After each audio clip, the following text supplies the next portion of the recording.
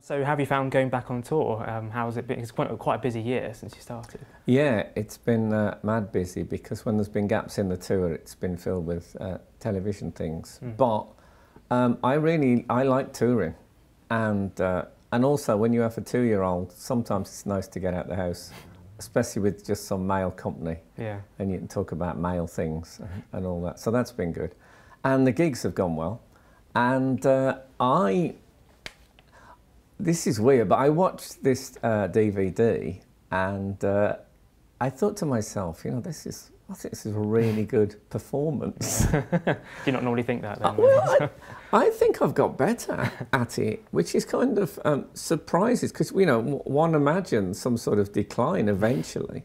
But it's very hard to say this without sounding like, you know, like I'm boasting. But yeah, I was really impressed by it. You had one moment where it wasn't really a heckle, but a woman sort of shouted out. I mean, do you still get hecklers? Yeah, I don't get as much heckling as I used to. I think people are probably silenced in awe and wonder at my presence in the room.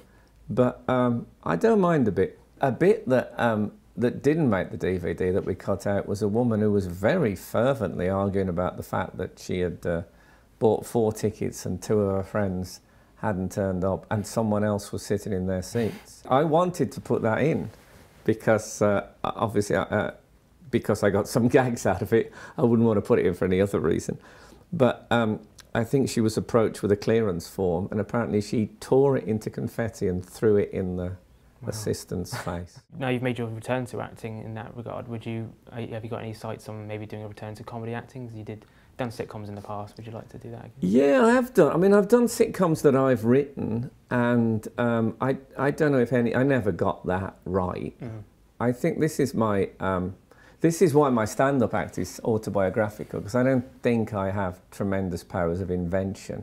I think I have powers of expression, but making characters up and stuff like that. So the sitcoms that I wrote were basically people feeding me lines so I could do killer punchlines. But I would like to act some more, certainly. My editor's pleaded with me to ask you if fantasy football is coming back. Is there any chance of that happening in the near future? I mean, I like that people like fantasy football, certainly. I just think you don't need it anymore. I think there's lots of other, even, you know, Match of the Day 2 is quite comic. Yeah. And there's, you know, Soccer AM, and there's League of Their Own, and there's lots of stuff like that. I'd like to think that, I mean, let's get this right, Saint and Greavesy were the 2 great pioneers of football comedy. But we continued the tradition, but now I think it's everywhere. There's almost no serious football stuff. Even like on Sky and that, they feel they have to do some gags in the punditry bits. So I don't think it's any longer required. And also, when we were showing funny football clips, there was no internet, really. So that was the only place you really saw funny football. But now, yeah, just go on YouTube. Yeah. Is there anything from the last season or so that if you were doing a show that you would love to have lampooned? Well, I'm sure we'd have been doing lots of stuff about Suarez. And I mean, we were there before Mourinho and all that. So there's always loads of stuff to do. But also, I think me and Dave now we look so bad in football shirts. I can't tell you. You know, they're designed for professional athletes, not for old men.